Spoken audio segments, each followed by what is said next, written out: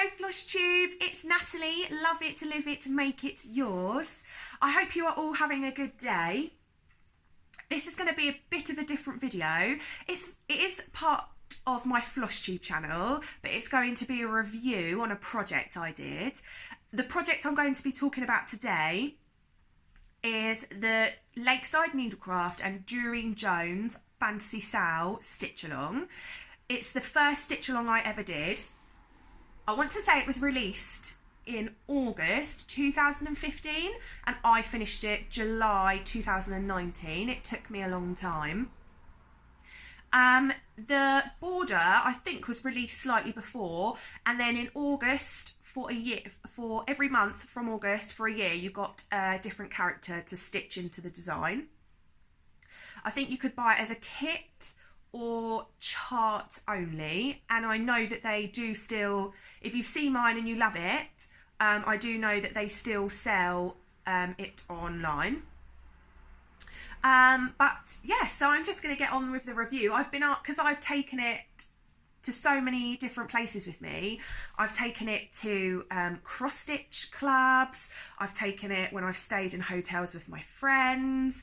I've taken it when I've gone to visit people. I've taken it with me. So it's quite well travelled. It's not been to like anywhere very exciting like Australia or somewhere like that, but it is a well travelled project. It took me a long time. So I came across the project when Lakeside Needlecraft originally announced it. And some of my friends were interested in it, especially one of my best friends, Dawn, who was kind enough to buy it for me as a birthday present, which was so lovely because I wasn't sure if I'd buy it.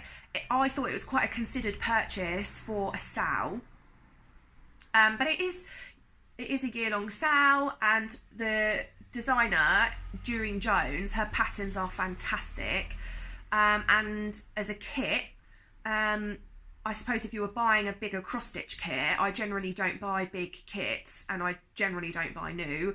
I suppose the price was fair, but for me it was a considered purchase, and Dawn brought it for me as a special birthday present, and we were going to be meeting up around that time as well, so it just was nice that we would be able to stitch ours together, which is exactly what we did in a hotel room. So that was really nice, and it was, yeah, so a different, I think the border was released and then a different character each month from August onwards, a fantasy character, and on the Lakeside Needlecraft Facebook groups you were able to have a guess at what characters were coming next, which was really interesting. So to make the video fair, I'm going to do 5 things I loved about the Fantasy SAL and 5 things I didn't love about the Fantasy SAL. But one thing that I want to stress is that I love Durine Jones. I loved the look of the Fantasy SAL and I love her patterns. I quite often will buy magazines if her patterns are in there just because I want them to stitch. So here we go. I will get it ready to show you. I know I showed it in my first video, but we're really going to get down to it. So yeah, I'm going to talk about 5 things I loved, 5 things I didn't love, and I'm going to talk about the characters because I know lots of people that stitch this named their characters, so I will talk about naming the characters, and I'll sort of talk about the history, my history with the project. So yeah, I hope you enjoy, guys. Let me know.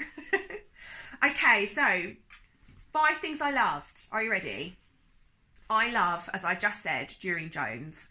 I love her designs. I love her artwork. I follow her on Facebook and Instagram. And I just love, I love seeing her patterns. And I do love the characters that are stitched here. So that is one thing I love. Later on, after the Fantasy SAL was released, Durine Jones actually did an article for Cross Stitch Crazy about, I'm sure it's Cross Stitch Crazy or the World of Cross Stitch, but I'm sure it's Cross Stitch Crazy. And she actually spoke about how she designed the Fantasy SAL And one of the things that I loved from reading that article was that she said that the circles came from the idea of using a telescope or a magnifying glass, I'm sure it was a telescope though, to look through at the characters and see them. So that's one of the things that I really loved, because it put the circles into perspective for me. So I really, really loved the story behind that. And I really loved the Christmas fairy. So a different character is released each month. This was the first one starting in August. So it's August, September, October, November, December, January, February, March, April, May, June and July. So December was the fairy, which I loved. But then July was also a fairy.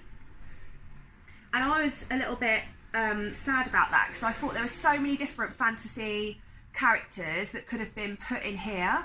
So straight away I went into looking for, and the fairy that came out for the July Circle was beautiful, there was no doubt about it. I just thought when all of us on the Facebook groups were guessing, it could have been a centaur, people were guessing Medusa, there were so many characters that could have gone in here. For it to be another fairy, I know a couple of people were disappointed, but the idea is that you were looking through the telescope at a different time at the same fairy. So that was a really nice idea. That would have been a really nice idea, but I did decide that I was going to stitch another character anyway, and I will go into that in a second. The third thing that I loved about it was the skills that I learned. It is all full cross stitch. But I decided quite quickly that I wasn't going to use just the called for threads. I used mostly the called for threads and colours, but I was really just getting into cross stitch at this point when I received this as a present. So some of the things that I learned was, even in my first circle, I decided that I was going to do the back stitch for the Pegasus in sparkly, and everyone said to me, don't do it, it's going to be a nightmare. But I did persevere. I used short lengths and I used some Thread Heaven, Floss Heaven, and it made it so much easier. And I don't think you're going to see it very well on camera, but she is ever so slightly sparkly. So I do think it was kind of worth it. So that's one of the things I learned. And then I also went on to sparkly on my wizard, sparkly on my witch. I've used a different coloured sparkly for the stars and a solid black sparkly for the pumpkin's eyes and mouth. I used sparkly for the goblin, for the fireworks and for his sparkler. And I used sparkly for the fairy because she's got a snowflake on her jumper, and I outlined her wings. And then I'd heard about this stuff called fuzzy stuff. So just in time to stitch the fairy's pom-pom on her hat, which is only four crosses, I ordered some orange fuzzy stuff. And I do really like the effect, but I just wanted to give it a go. So that's one other thing I did. I've used sparkly in the unicorn, and I used some solid black sparkly for her collar, gold sparkly for in her hair and her horn, and she's got stars in her hair. I know there's a bit of a shine on this, so I'm really sorry guys. That's a bit better, isn't it? I added beads into the mermaid and used sparkly on her as well, that little heart bead. And then for the phoenix, on his feathers, I just used fuzzy stuff. I ordered the equivalent DMC colours in fuzzy stuff, and they are such a good match. They are a really, really good match. And it actually made the feathers look quite flamey, which I really liked. In the gnome, I used white fuzzy stuff for his beard, which was nice. Made a really good effect, and I used sparkly. And then on the dragon, I wanted it to look like the dragon had just laid on some treasure, or got up from laying on treasure. So I stitched lots of little sequins and a charm into her tummy. I really don't know how well you're going to see this. Oh yeah, you can. Not too bad. Not too bad actually. And there's the little, my little gnome with his fuzzy stuffed beard. I love him so much. And then we've got the little strawberry elf here. She is holding a mini strawberry in her hand, which is a button. And I use fuzzy stuff, green fuzzy stuff for the tops of the strawberries. And in the article that I read, or I might have read it online as well, Durian Jones liked the idea that the little elf was turning the strawberries to ripe, to ready, and I really like that idea. So I stitched one of the strawberries to look like it wasn't quite ready. So it's kind of a bit green, a bit pink, a bit yellow. It's not quite ready to eat because the little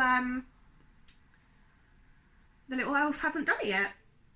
And then on the last one, because it was meant to be another fairy, and I just felt like it was a bit repetitive, I found a chart that fit the circle.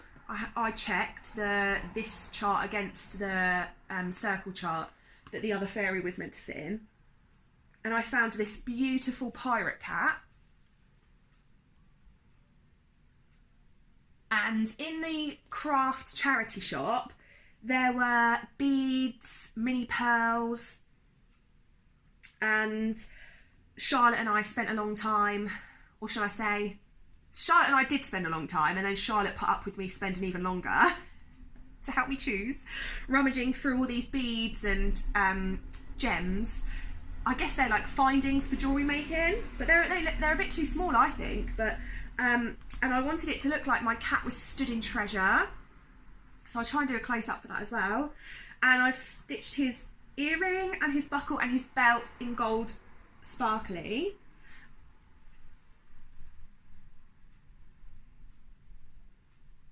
So it might seem a bit, I'm just going to pop it down for a second. That might seem a bit random that I picked the pirate cat, but the pirate, the circle that the pirate cat is in was released in July. And where my husband is from, which is Hastings in East Sussex, and I'm from near there as well, they have a pirate day in July in Hastings, and it is one of the best days ever. I've been to a few and I've had the best day. So when I saw the pirate cat, we love cats, it just fit the July theme. And I read a story online when I was looking up pirate cat. I just thought, where does this cat come from? Why a pirate cat?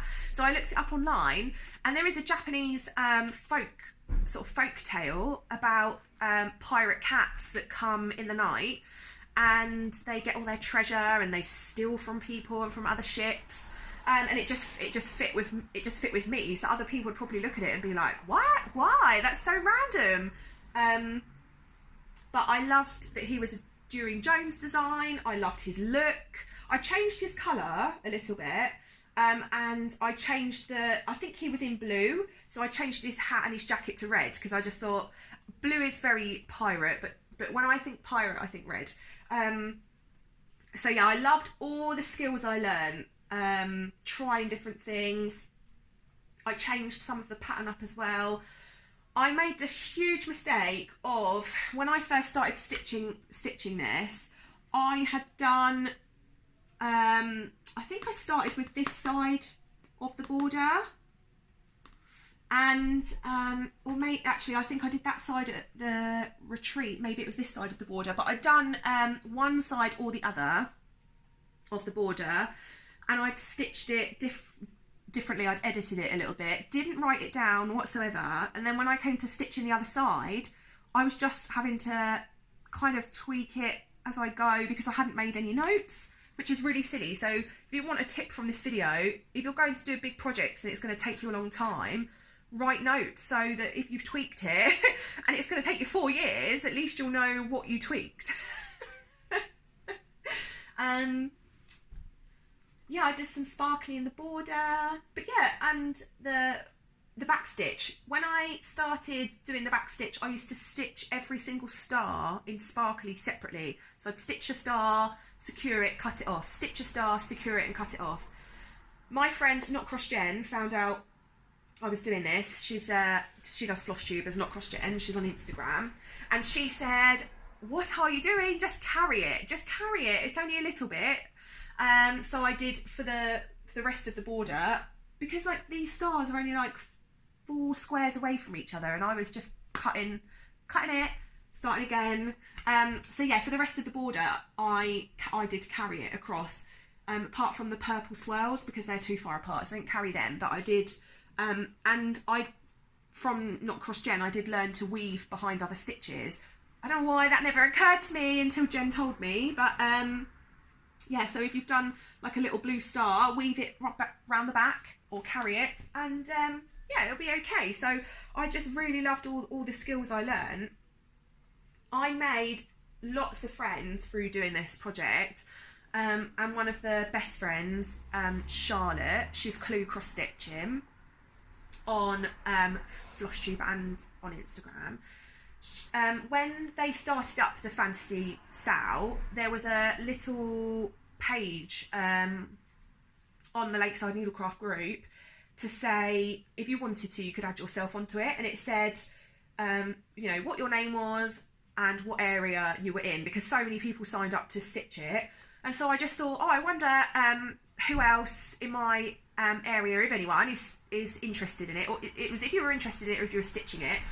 And there was about 3 or 4 ladies from Gosport stitching it. One of the ladies I already knew, so I just messaged her like, hey. So one of them already knew, and the 3 other ladies, I just messaged them to say, you know, you've put on the Fantasy SAL group that you're interested in it or you're stitching it.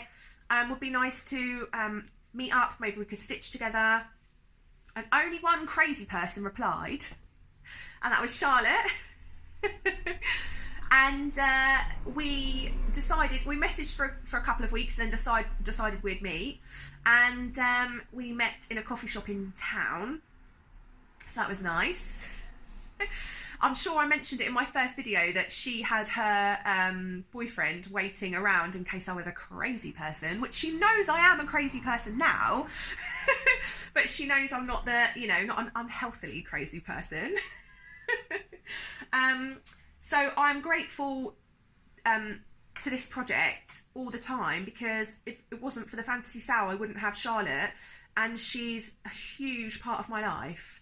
So I'm really grateful to that. And when I took it to the retreat, I had so many people come up to talk to me about it, to say, "You're Natalie, I've seen it," when I've posted it online. So that was really lovely as well. And I made, that was when I was at the first Southampton retreat, and I made some of the best friends there, and we're still friends now.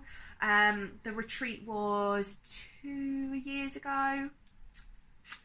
No, because we've had our second retreat, so it was a year ago. And yeah, we've all stayed in contact and stayed friends, which is amazing. Yeah, that's really lovely. So I'm just so grateful that I've made such lovely friends, and I've made some amazing memories stitching this. As I said, it has come to hotels with me, mini holidays, friends' houses. It's been to cross stitch groups. I used to go to a lovely group once a week in a pub. And it was a couple of pubs we used to go to, so it's been to pubs with me. Oh my goodness, it's just been those 4 years that I worked on it. Because I used to be a one whip girl. This was my one whip.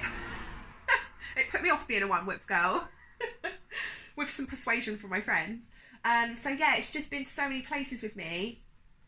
But as well, 4 years is a long time to work on something, and I look at it now and I can remember how I felt at the time that I was stitching that character, or how I felt at the time that I was stitching the other characters.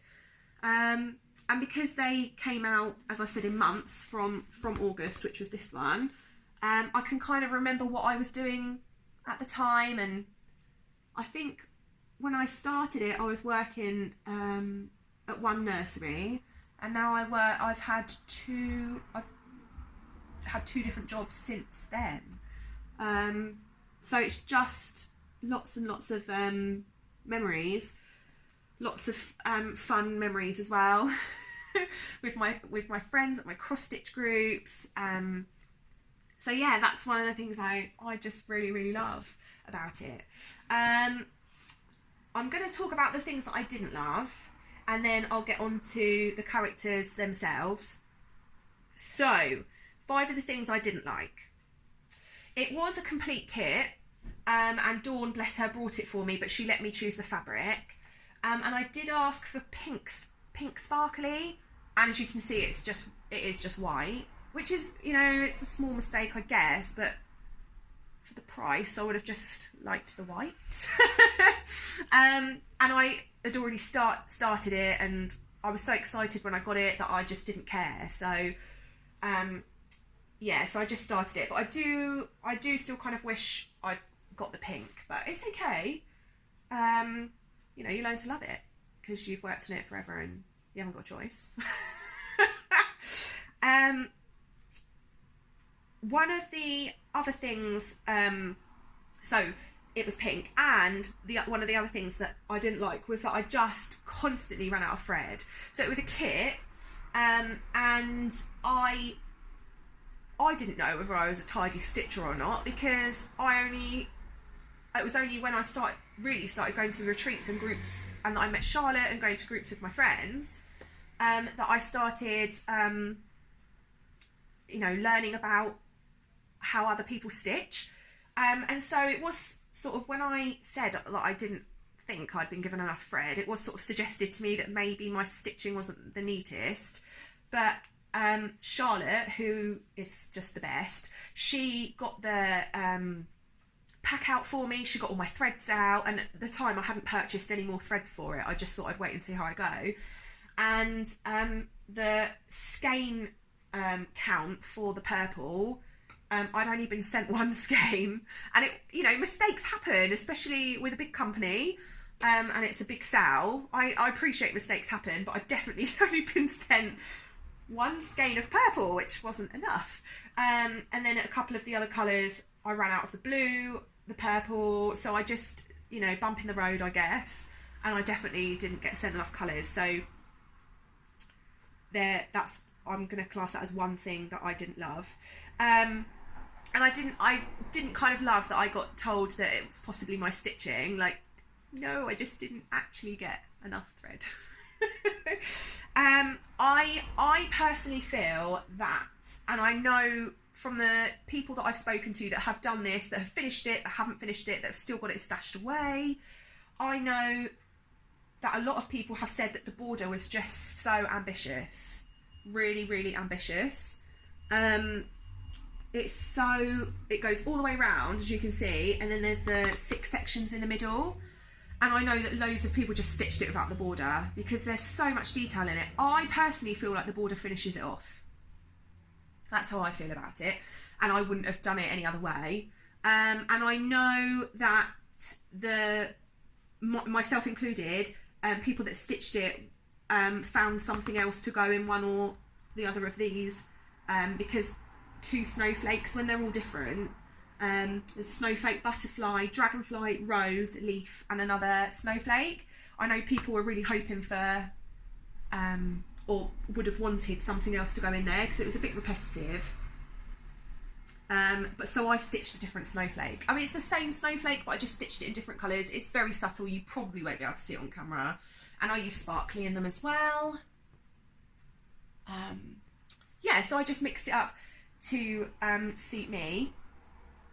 And as I said earlier, the repeating character, originally I was really sad about that until I found out why.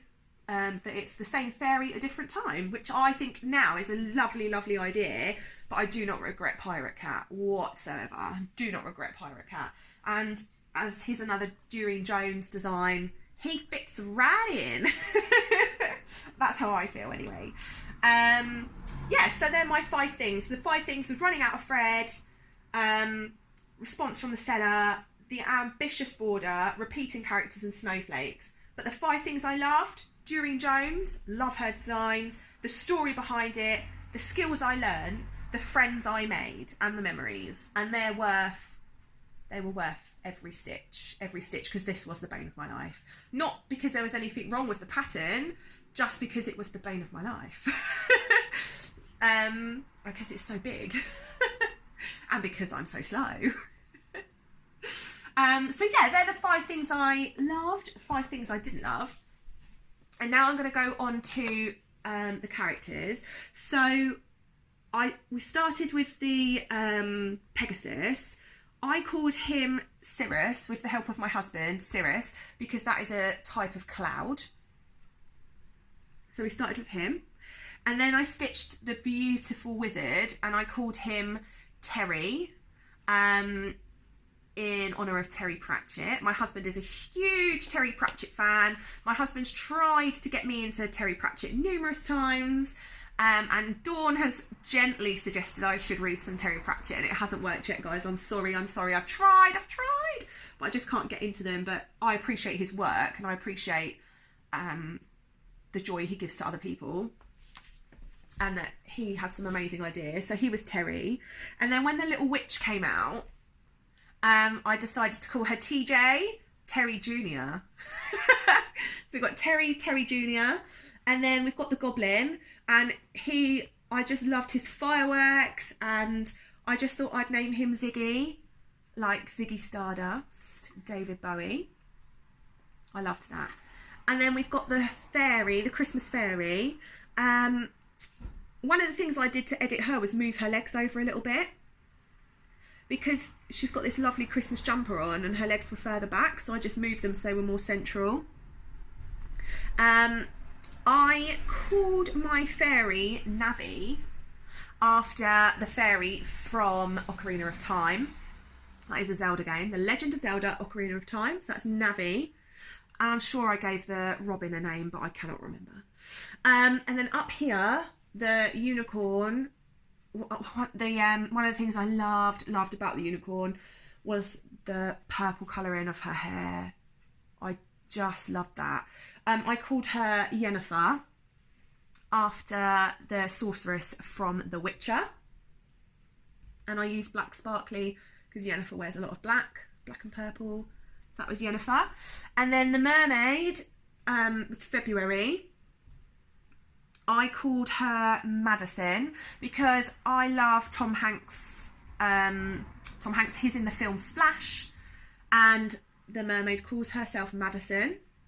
I'm a bit sad that I cannot remember what I called the phoenix, although he might have been called Fawkes, but I remember saying to my husband, I don't want to call him Fawkes because lots of people have called theirs Fawkes, and then I think we just decided that we couldn't think of a better name.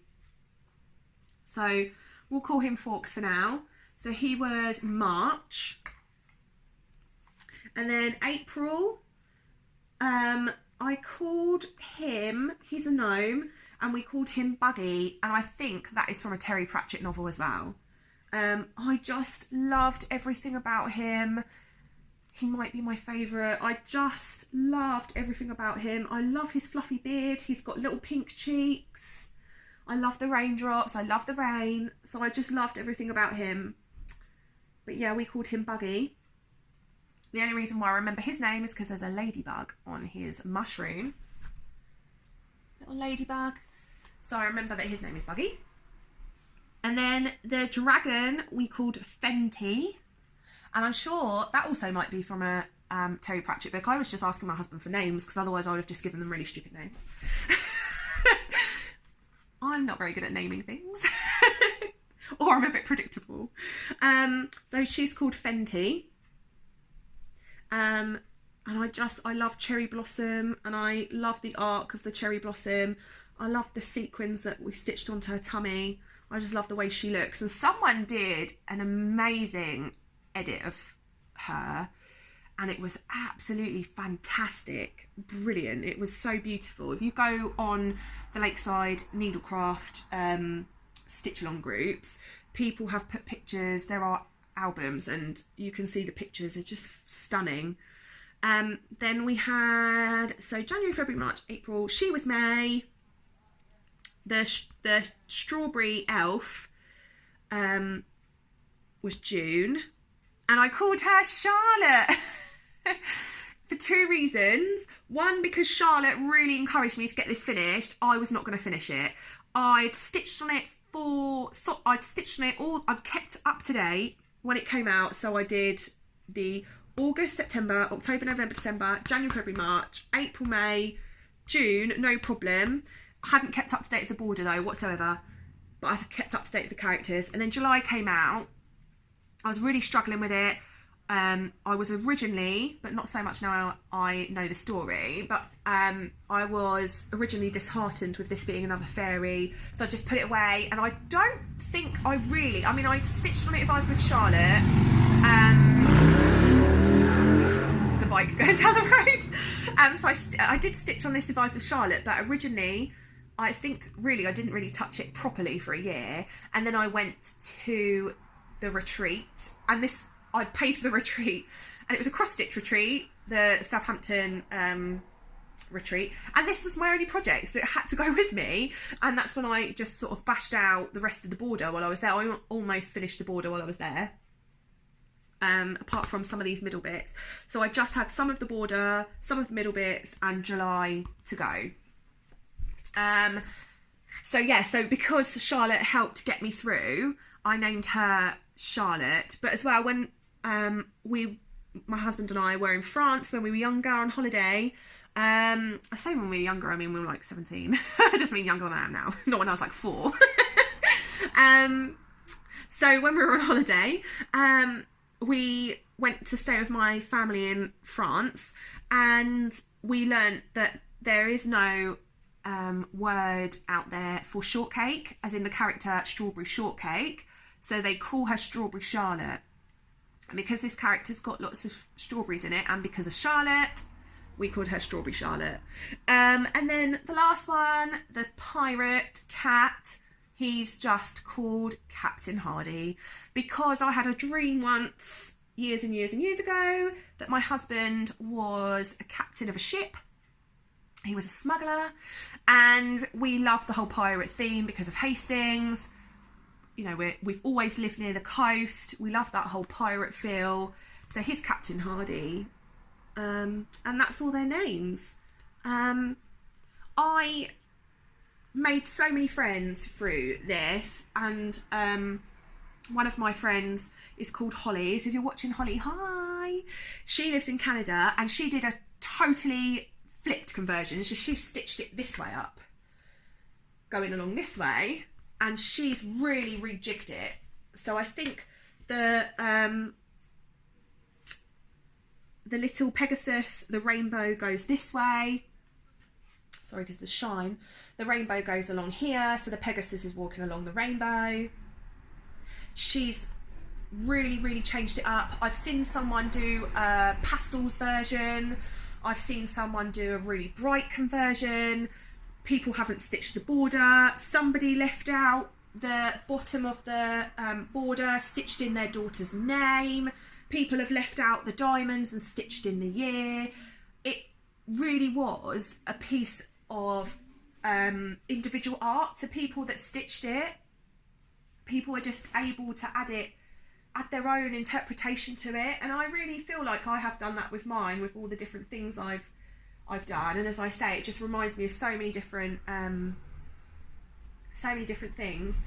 I will try and put a still, because I've been testing things out, and I've had lots of feedback and comments about my Flosstube videos. One of them was to turn the camera from like this to like this, which I've done. I remembered to do it today. And I'm going to try and put stills in with editing. I only have my phone and my tablet, and they're both as naff as each other. So I'm going to try and edit, and I'll try and put a still in of the Fantasy SAL. But I hope I've done a fair review. It's just, I know it was the first SAL. I know that we were all learning as we went. I know it was the first one Lakeside ever did, and it was so popular. So I know they were trying hard to you know, keep to demand and send it all out. And I know that printing patterns off was a nightmare for Lakeside. I think they've gone paperless now, which most companies are, aren't they? For charts, they are paperless. I know some still offer both, which is great, but the dumb thing is to go paperless. One more thing that I nearly forgot actually is that for absolutely ages I was looking for a frame for this from when I started it, because obviously I knew how big it was going to be. Absolutely ages I was looking for a frame, and Charlotte and I made it our mission that we would find a frame for it. And just before I finished it, we were in the craft charity shop, our favourite craft charity shop, Rowan's, love it. And we found this frame in there. Charlotte literally took one look at it and grabbed it. And she said, I think this is it. Because we've been looking at so many frames. Every charity shop we went into, every car boot we'd done, we were looking for a frame. And it was £4. And it is plastic front, which is great for my house because I accidentally break anything breakable. I don't just go smashing stuff. But it's wood, which I wanted. And it's ever so slightly bashed up. Not in a bad way, just in a bit of a scuffed, loved way, which I liked. £4, and we just grabbed it because she literally checked on her phone. She was like holding it, checking on her phone for the size of the SAL. She looked at it, yep. And then she helped me frame it as well. She came round. It took us a long time because it's so big and the lacing took so long. I mean, it's so tidy. I'm not gonna like get it out to show you. But the lacing is, I mean, it's just, I mean, from the back you can just see it's done properly. And I think we mostly got it central.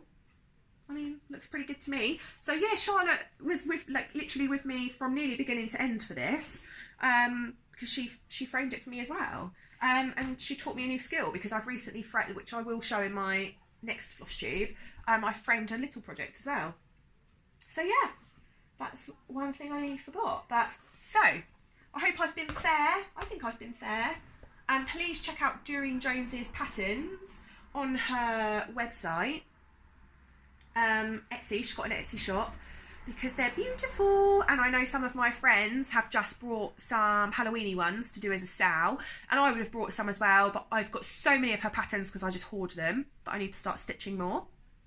I love her Christmas ones as well. So please check out Doreen Jones.